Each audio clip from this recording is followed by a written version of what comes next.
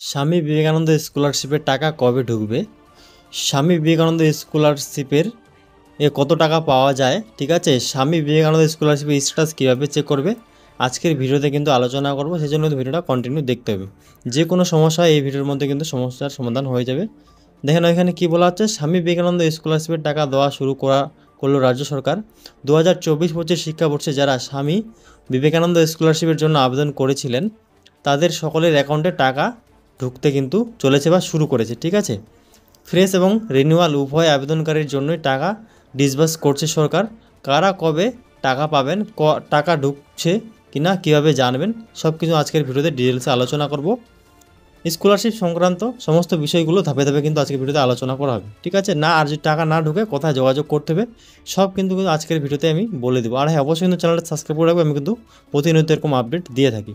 এখানে কী বলা হচ্ছে দেখে নাও, কাদের আগে টাকা ঢুকবে, কাদের কাদের আগে টাকা ঢুকবে আমি স্পষ্টভাবে বলে দিচ্ছি, দেখে নাও।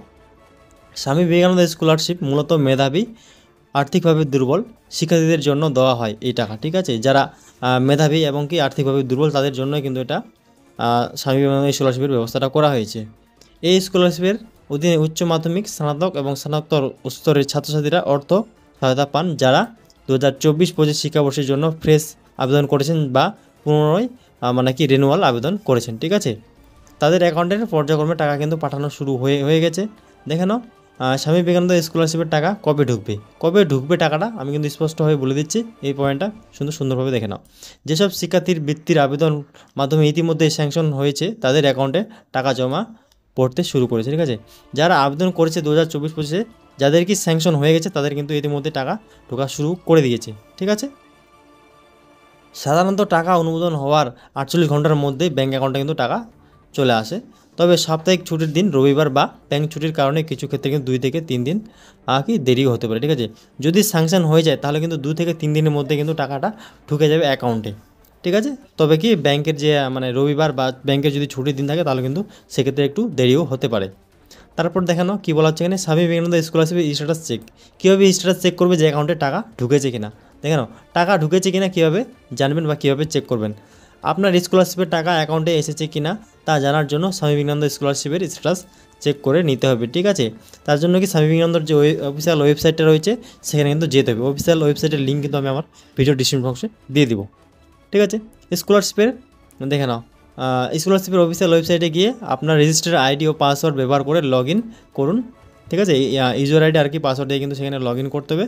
ড্যাশবোর্ডে গিয়ে দেখুন আপনার আবেদন স্যাংশন বা ডিসবোর্স অবস্থায় আছে কিনা, ঠিক আছে? টাকা জমা হলে ব্যাংকের SMS আসতে পারে, তবে অনেক ক্ষেত্রে SMS নাও আসতে পারে। তাই সরাসরি কিন্তু ব্যাংক অ্যাপ বা পাসবই আপডেট করে দেখে নিতে হবে, ঠিক আছে? টাকা ঢুকেছে কিনা, বোঝা গেল? তারপর দেখে নাও, টাকা না পেলে কী করবেন। যদি টাকা না ঢোকে তাহলে কি করতে হবে সেটাও আমি বলে দিচ্ছি আজকে এই ভিডিওতেই।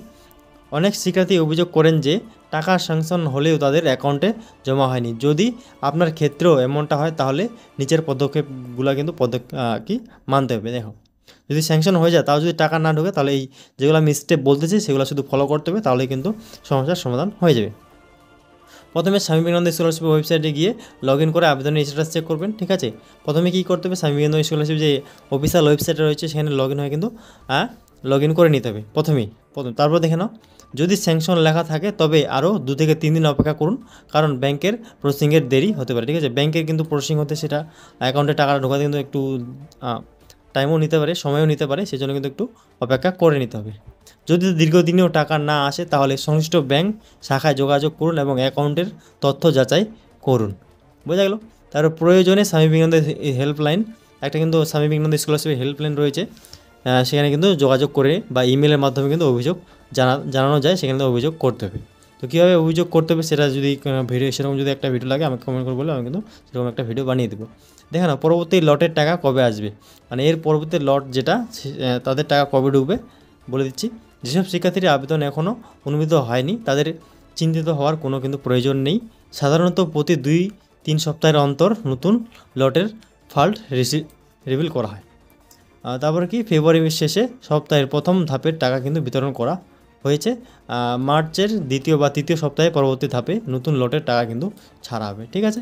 এখানে বলে রাখি, ফেব্রুয়ারি মাসের শেষের সপ্তাহে প্রথম ধাপের টাকা কিন্তু বিতরণ করা হয়েছে। ফেব্রুয়ারি মাসের কিন্তু শেষ সপ্তাহে টাকা বিতরণ করা হয়েছিল, যেটা প্রথমের। তারপর কি মার্চের দ্বিতীয় বা তৃতীয় সপ্তাহের পরবর্তী ধাপের কিন্তু নতুন লটের টাকা কিন্তু ছাড়ার কথা রয়েছে, এবং কি ঢোকারও খুব চান্স রয়েছে। তো চিন্তা করার কোনো দরকার নেই, অবশ্যই অপেক্ষা করতে হবে একটু, তাহলে কিন্তু অটোমেটিকভাবে টাকাটা ঢুকে যাবে। আর হ্যাঁ, অবশ্যই কোনো যদি সমস্যা হয় অবশ্যই কিন্তু কমেন্ট করে বলবে।